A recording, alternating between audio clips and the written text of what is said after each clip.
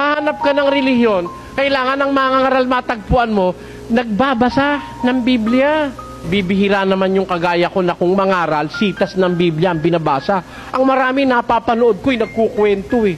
May daladalang kapirasong papel. Sa panahong ito, malapit nang magwakas ang mundo, ang dapat ang hanapin mo yung bumabasa. Pakinggan nyo ha. Mapalad ang bumabasa. Sinabi ba mapalad ang nagkukwento? Hindi. Sinabi, ulit. Mapalad ang bumabasa. At ang nangakikinig ng mga salita ng hula. At tumutupad ng mga bagay na nangasusulat doon, sapagkat ang panahoy malapit na. Tenyo, sa panahong malapit na po ang pagwawakas, meron tinutukoy sa hula ni San Juan, mapalad ang bumabasa, at ang nangakikinig, at ang tumutupad ng mga bagay na nasusulat doon, sapagkat ang panahon ay malapit na. Kaya sa malapit na pagwawakas ng mundo, meron hong mga taong mapapalad. Sino yon? Yung mga taong ang grupo'y may bumabasa, tapos nakikinig naman sila, tapos sumusunod sila dun sa nababasa sa panahong malapit na. Kaya hanap po kayo ng grupong ganon. Kung ang mangangaral ang ipinangangaral, karunungan ng Diyos. Mahanap mong mangangaral yung hindi natatalo sa diskusyon. Anong gusto niyo samahan? Yung talunan o yung hindi natatalo? Ako, merong alam mangangaral, ayaw ng diskusyon Dapat pag narinig ko'y sinabi mong mali, tutulang ko yun. Kaya magkakaroon ng pagtatalo Mali, kontra, tama. Pakinggan nyo. Sapagkat ang ating pakikibaka ay hindi laban sa laman at dugo. Ayan, ang labang Kristiyano, hindi laban patayan, barilan, bulo. Hindi. We wrestle not against flesh and blood, ang sabi ni San Pablo.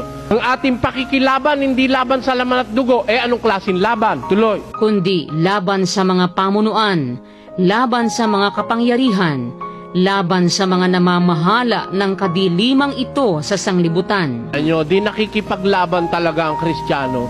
Laban dun sa mga pamunuan, laban sa mga kapangyarihan, laban sa namamahala ng kadiliman sa sanlibutan. Kaya yung lahat ng kadilimang iwinawagayway ng kaaway ng Diyos, yun ang nilalabanan ng mga alagad ng Diyos. Ang katunayan sa 10:4 lang 2 Korinto, sapagkat ang mga sandata ng aming pakikilaban ay hindi ukol sa laman, kundi sa harapan ng Diyos ay may kapangyarihang gumiba ng mga kuta, na siyang gumigiba ng mga maling haka. Kita nyo, alin ang ginigiba ng mga alagad ni Kristo? Yung mga mali na haka, maling aral, maling turo, maling pananampalataya at doktrina. Nilalabanan niya ng mga mangaral ng Diyos. Meron mangaral dyan, di lumalaban ng diskusyon. Bakit? Kasi kumbaga sa barilan, walang bala. Paano lalaban yun? Si Kristo ba laging maamo?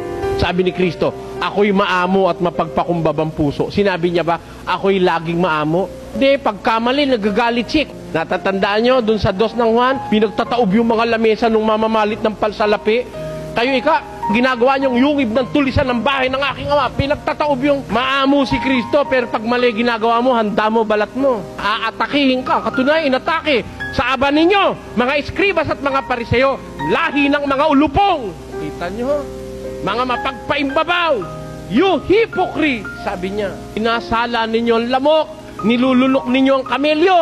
Kayong parang mga libingang pinaputi, mga mapagpaimbabaw. Sa labas ay may pinturang puti, sa loob ay punong-puno ng mga karumal-dumal na buto ng tao. Sabihin ba ni Kristo yun Oy, mga eskribas at mga pariseo, tuntua ako sa inyo, gaganda yung lalaki at babae. Ganun ba?